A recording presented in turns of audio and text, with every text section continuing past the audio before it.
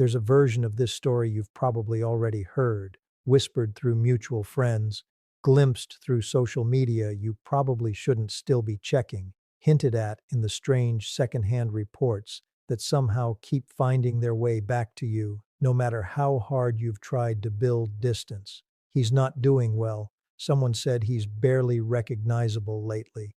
Apparently, he's been unraveling since you left. And if you're the one who left, the one who finally, after everything, walked away, some part of you is probably sitting with this information uncomfortably, unsure what to actually do with it, because you spent years being told, directly or indirectly, that you were the difficult one, the unstable one, the one whose emotions were somehow too much to manage.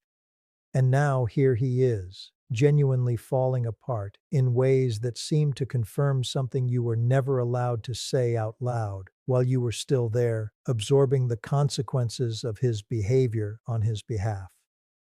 Today, we're going to talk about what's actually happening inside a narcissist when he genuinely breaks down after you've left. Not the performed crisis, not the manipulative tears calculated to draw you back, but the real thing, the genuine unraveling that sometimes does occur once enough time has passed for the full weight of permanent loss to finally, undeniably register. And understanding the real reason behind this breakdown is going to matter enormously for how you interpret it, because the reason is almost never what either of you initially assumes it to be. Let's start by dismantling the assumption that probably feels most natural, the one that would be the simplest, most emotionally satisfying explanation available, that he's breaking down because he finally understands how much he loved you, how much he took you for granted, how devastating the loss of someone as genuinely valuable as you actually is now that you're gone. This explanation is appealing, understandably so, because it offers something you were likely denied throughout the entire relationship: validation that you mattered, that the connection was real, that his behavior wasn't simply careless disregard for someone replaceable and insignificant. But here's the uncomfortable truth this explanation obscures, one we've touched on throughout previous conversations, but that deserves direct, focused attention today. His breakdown, when it's genuine, is rarely actually about you specifically in the way this explanation would require it to be. Remember what we've discussed extensively about narcissistic psychology.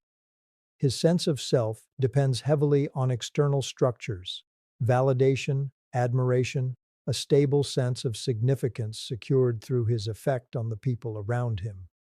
You functioned, for however long the relationship lasted, as one of the most significant sources of this external structure, absorbing his moods, managing his emotional regulation, providing the audience his fragile sense of self required in order to feel stable and secure. When you leave, genuinely and permanently, you don't just remove a person he loved. You remove an entire load-bearing structure his psychological stability had been quietly, unconsciously depending on, often for years, sometimes without either of you ever fully recognizing how much weight that structure was actually carrying. This is the real reason behind genuine narcissistic breakdown following permanent loss, and it's considerably less romantic, considerably less validating in the way you might initially hope than the explanation involving genuine love finally being recognized too late. Here's what actually collapses when this structure is removed, and understanding each piece reveals why the breakdown, when genuine, tends to be so much more severe and so much more prolonged than ordinary grief over a relationship's ending. The first thing that collapses is what we might call his regulatory outsourcing. Throughout the relationship, whether either of you consciously recognized this dynamic, you likely functioned as a significant source of emotional regulation for him, absorbing his anxiety, managing his insecurity, providing reassurance that helped stabilize whatever internal instability existed beneath his outward confidence. This wasn't a fair arrangement, and it certainly wasn't your responsibility to provide. but it was functioning nonetheless, whether either of you named it directly or not. When you leave, this regulatory function doesn't simply pause, waiting for a replacement to eventually step in and resume providing it. It disappears entirely, at least temporarily, leaving him without the external stabilization. His own internal architecture was never actually built to provide independently. This is precisely why genuine breakdown following permanent loss often looks less like ordinary grief and more like a kind of systemic destabilization. Sleep disruption, difficulty concentrating, uncharacteristic emotional volatility, sometimes even physical symptoms that seem to have no clear medical explanation. Because what's actually happening isn't simply sadness. It's the direct physiological consequence of losing access to co-regulation his own nervous system had become significantly dependent on, without ever developing the independent capacity to provide this stabilization for himself. The second thing that collapses is his narrative infrastructure. Throughout the relationship, he likely maintained a specific self-serving story about who he is, one that required your continued participation, whether through active agreement or simply through your presence as an audience willing to witness and implicitly validate this narrative. Your departure doesn't just remove you as a person, it removes the specific audience this narrative depended on, forcing him to either maintain the story entirely through internal repetition without any external reinforcement, or confront the increasingly obvious gap between the story and the reality your absence makes undeniable. This narrative collapse produces its own kind of psychological crisis, one distinct from, but often occurring simultaneously, with the regulatory collapse we just discussed. Without you present to reflect back whatever version of himself he needed reflected, he's left facing something his psychological structure has almost no practiced capacity to handle: an unmediated confrontation with whatever reality exists underneath the narrative, unfiltered by the external validation that used to make that confrontation avoidable. The third thing that collapses, and this one deserves particularly careful examination because it explains something that often confuses people trying to understand a narcissist's genuine breakdown, is what we might call his predictive competence. Throughout his entire adult life, likely stretching back into adolescence or even earlier, he's operated according to a fairly reliable model of how his tactics function, how people respond to his charm, his manipulation, his carefully calibrated performances designed to secure whatever outcome he needs from any given interaction. This model has probably worked with reasonable consistency across most of his significant relationships, which means his sense of competence, his sense of understanding how the world and the people in it actually function, has been built almost entirely on this model's continued reliability. Your sustained absence, particularly if you've maintained genuine no contact rather than the more familiar pattern of eventual return that his model likely predicted, represents a catastrophic failure of this predictive system. And this failure doesn't stay neatly contained to just this one relationship. It threatens something considerably larger: his fundamental confidence in his own understanding of how to navigate the world successfully. If the tactics that always worked before genuinely, permanently failed this time, what does that suggest about his ability to secure what he needs in every future relationship, every future interaction, every future situation where he's relied on this same basic model to produce the outcomes he requires? This is precisely why genuine breakdown following permanent loss often extends well beyond grief specifically related to you, bleeding into broader anxiety, broader instability, broader crisis that seems disproportionate to losing just one relationship, however significant that relationship was. What's actually happening isn't simply mourning your absence specifically. It's confronting the genuine possibility that his entire operational understanding of how to successfully navigate relationships and secure what he needs from other people might be fundamentally, catastrophically flawed, a possibility his psychological structure has spent an entire lifetime successfully avoiding until your genuine departure finally made continued avoidance impossible. Here's what's crucial to understand about all three of these collapsing structures together, because it directly addresses the question probably sitting underneath everything we've discussed today. Does this genuine breakdown mean anything about whether he actually loved you? Whether the connection was genuinely as significant to him as you always hoped it was? The honest answer, one that requires releasing a hope this question naturally creates, is more complicated than either a simple yes or no could fully capture. Something about his relationship with you was genuinely significant, genuinely irreplaceable in specific ways, which is precisely why its removal produces such significant psychological consequence. But this significance was never actually about you specifically, in the sense of your unique individual qualities, your particular personality, the specific things that made you genuinely, irreplaceably you. It was about the specific functions you provided, functions that theoretically could have been provided by someone else entirely.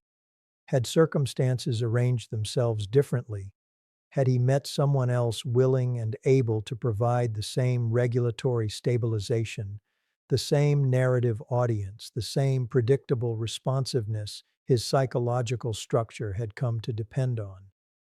This distinction matters enormously, and it's worth sitting with directly rather than rushing past in favor of a more comfortable interpretation.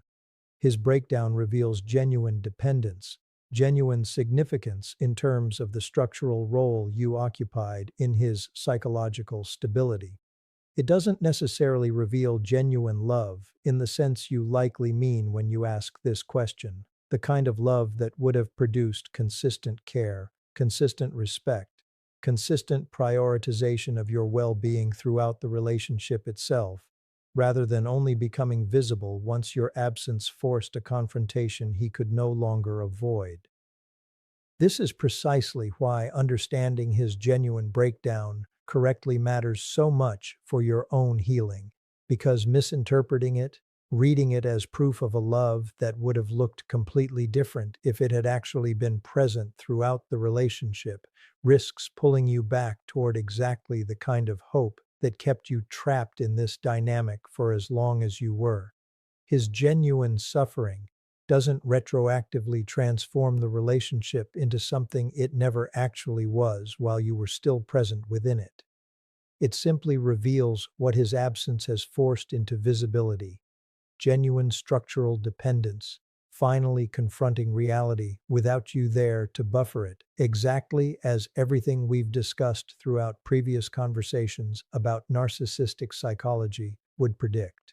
Here's what actually matters more than understanding the precise mechanism behind his breakdown, though understanding it accurately does matter for protecting yourself from misinterpretation. What you do with this information now that you have it. Because here's the trap waiting for anyone who learns their narcissistic ex is genuinely struggling, genuinely breaking down, genuinely confronting exactly the kind of psychological crisis we've spent this entire conversation examining.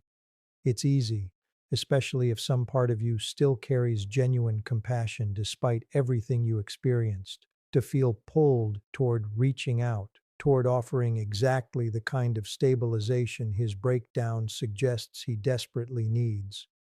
Resist this pull and understand clearly why resisting it matters, both for you and, in a strange, counterintuitive way, for him as well. Because here's what genuine intervention on your part would actually accomplish if you allowed his breakdown to draw you back into providing the regulatory function your absence finally, painfully removed. It would simply restore the exact structural dependence that prevented him from ever developing genuine internal capacity for self-regulation, genuine internal stability that doesn't require external outsourcing to someone else's emotional labor in order to function. Your return wouldn't heal him. It would simply pause his crisis, deferring it once again to whatever future moment your presence eventually becomes unavailable again, whether through another departure or simply through the natural limitations of what you're able to sustainably provide indefinitely. His breakdown, however genuine, however difficult it might be to witness even from a distance, represents something his own psychological system genuinely needs to move through, one way or another, in order to develop whatever internal capacity he might eventually build for himself, assuming he's actually capable of building it at all. Your intervention, however compassionate its intention, would only interrupt this process rather than genuinely helping it resolve into anything resembling real growth. This is ultimately the real reason the narcissist you left is breaking down, and it's worth carrying this understanding forward, not as validation that finally proves you mattered in the way you always hoped, but as accurate, clarifying information about exactly what role you occupied and exactly why stepping fully, permanently out of that role was never actually cruelty on your part. It was simply, finally, the truth catching up to a structure that was never built to last without you propping it up. Here's what matters now. More than anything we've discussed about what's actually happening inside him, what you do with this understanding on your own side of this permanent separation, because there's a specific trap hiding inside all of this knowledge, one that's easy to fall into, precisely because understanding his breakdown so thoroughly can start to feel like a kind of ongoing project, something worth continuing to track, continuing to interpret, continuing to hold space for in your own mind long after it should have any claim on your daily attention at all. Knowing exactly why he's unraveling, understanding the regulatory collapse, the narrative collapse, the predictive collapse in clinical detail, can quietly become another way of staying tethered to him, just dressed up in the language of psychological insight instead of the language of longing. This is worth naming directly, because it's subtle enough to slip past without your noticing. Checking in on how he's doing, even out of what feels like simple curiosity or clinical interest, still keeps a channel open. Interpreting every piece of secondhand information that reaches you, turning it over, fitting it into the framework we've built throughout this conversation, still spends emotional energy on him rather than on the life you're supposed to be building without him in it. Real freedom here doesn't come from becoming an expert in his unraveling.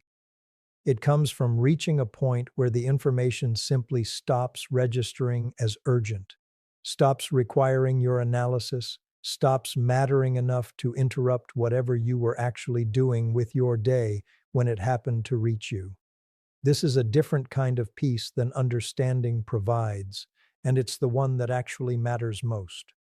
Here's something else worth sitting with honestly.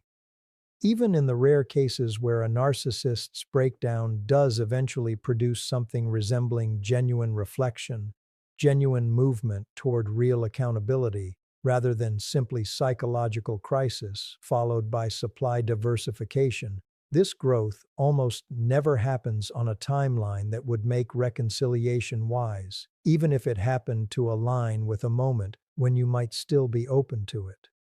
Real change, if it comes at all, typically requires years of sustained, unglamorous work, therapy, honest self-confrontation, tolerance for exactly the kind of internal discomfort his psychological structure spent a lifetime avoiding. It doesn't arrive as a single dramatic breakdown followed by a clean, permanent transformation. It arrives slowly, inconsistently, if it arrives at all, and it belongs entirely to a process you were never meant to supervise or wait around to witness. So here is what this understanding is actually for.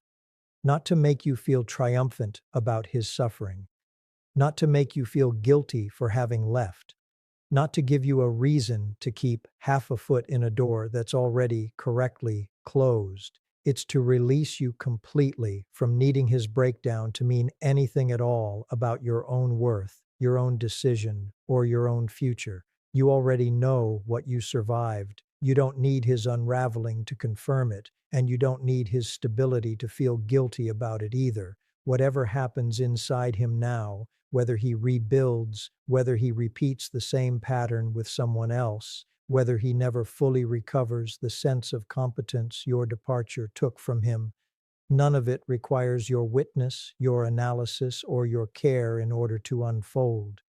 You get to simply, finally, stop watching. Not because you stopped caring what happens to another human being in some abstract sense,